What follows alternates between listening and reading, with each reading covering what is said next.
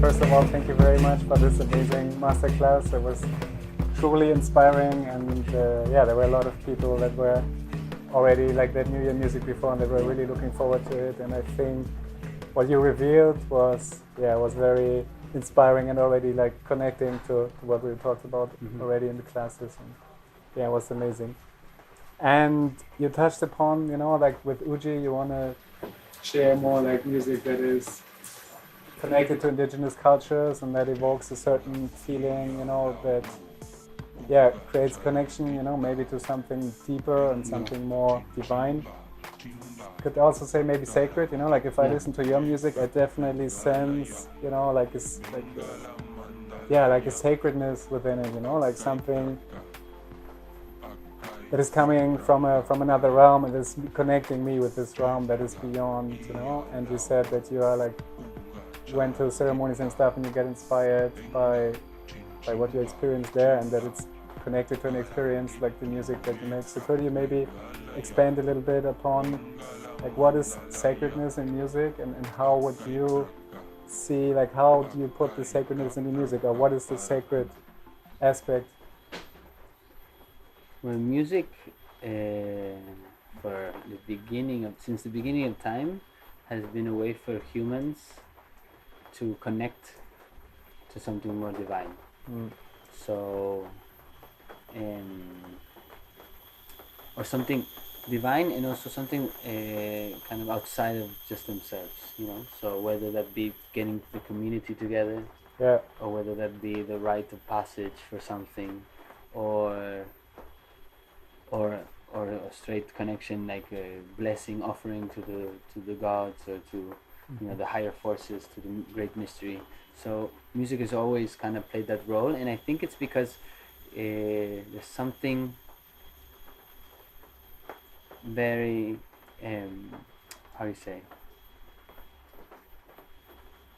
music is about vibration. There's something that transcends matter and the physical, and the more like terrenal, the more earthly aspect of our existence, which is vibration, light, sound. So there's something very intangible and something that connects to something that is deeper, and so when all music has the possibility to be sacred, really, because it is consciously or unconsciously moving molecules and moving energy around, and vibrations. And so if you infuse that with a purpose, and with the knowledge that what you're moving is actually something very powerful, then it can become sacred. And that's only on one aspect. That's kind of more on the physical aspect of it. But then also, music can paint pictures, So there's a symbolic element to music too. So what each sound symbolizes, in like the collective consciousness. That's also another part that it can be very sacred, So if you bring in a flute, what does that symbolize? For the collective consciousness. Or if you, whatever, a car crash sound, what does that symbolize? What does that make you feel and think? And your thought process and your process goes up. So we have the possibility with music to control all these things, and it's more about being aware of all that, that then you can really use the tools to move the music and the vibration in that way. So if I understood you good, would you say like that the intention you put into the music has like an influence and makes a difference, like let's say like your intention is you want to connect people more with nature, or you want to give them like a heart-opening experience, or maybe your intention is just to reproduce maybe a feeling you had, like a sensation or like a revelation during a moment of introspection, and that the intention is like... The intention is a big part of it, but it's not the only thing. Okay. Sometimes I feel like with a lot of producers trying to do sacred music, is only the intention is not enough. It's like the intention is a big part because it infuses the vibration with with a certain vibration. Yeah, That yeah. makes sense. Yeah. But then, not just because you intend it to be in a certain way doesn't mean it is that way. So then you have to also follow up with with symbols, with symbolism, Yeah. with different. You have to create the right atmosphere and landscape for that intention to flourish. When that's a little bit the tricky part in production. So Yeah. having that when the flute comes in, not only how, but when it comes in and how it sounds and what the melody is a moment that uplifts because you want something uplifting, and it's like the melody. So, we can't forget there's to making music, it's like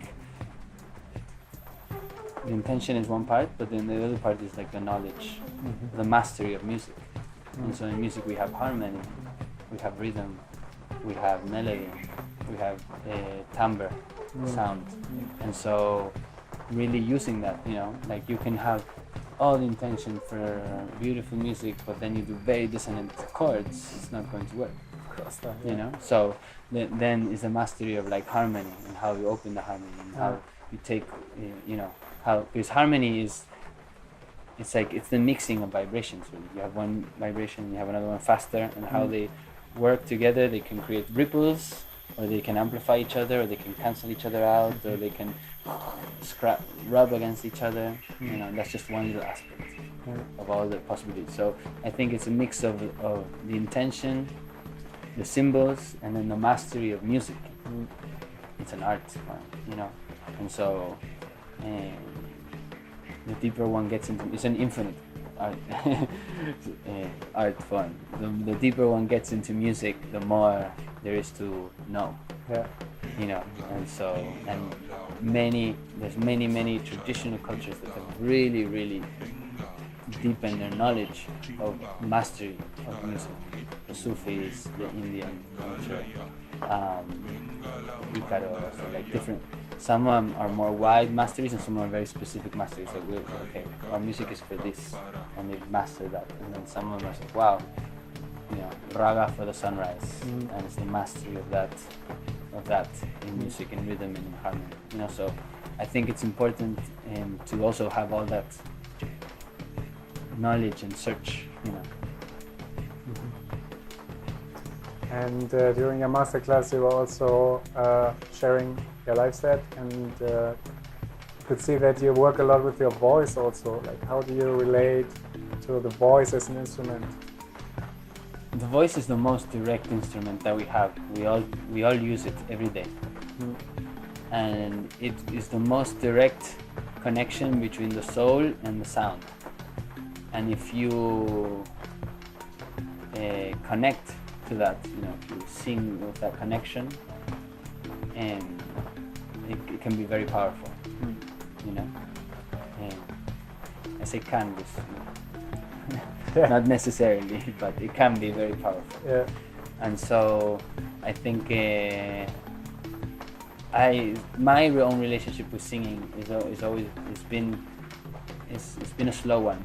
Like I started more like kind of insecure and very shy, and like in my kid, and so I went more into like introspective. I really want to show my voice, more other instruments and things, and even electronic music. Sometimes people that are attracted to electronic music is because they're very introspective and they want to do their own, and it's super personal. I mean, even personal. Like presenting your own music already is personal, but your voice is and like then the most the voice. personal. So the voice is the most exposed.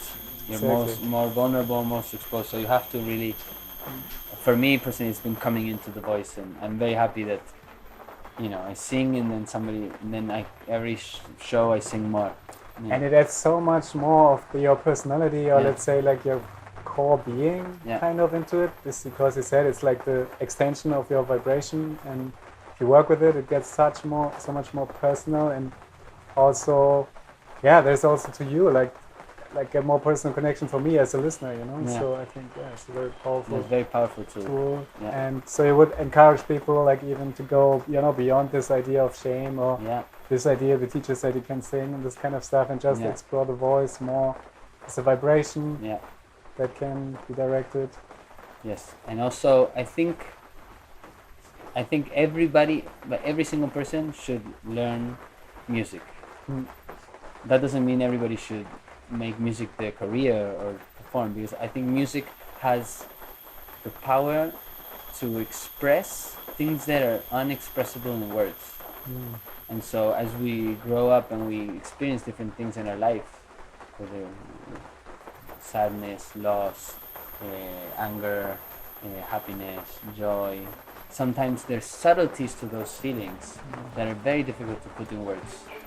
But yet you can play 2 chords on a guitar and all this feeling you have comes out in your cry, and it helps you resolve a lot of issues inside. Yeah. And so I think it's very powerful, or just as a tool that every society should have. And then, that doesn't mean everybody has to perform and do, for others, but just for oneself. Having music in your life, I think is very powerful.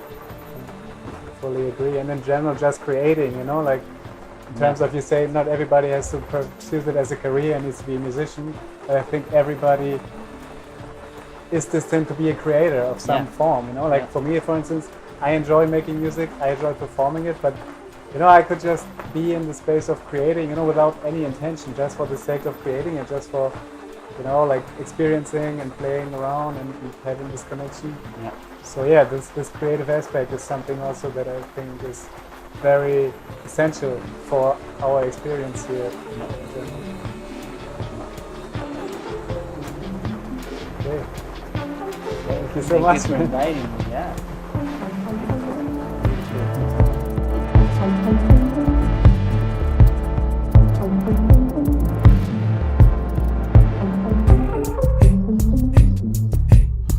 Thank you.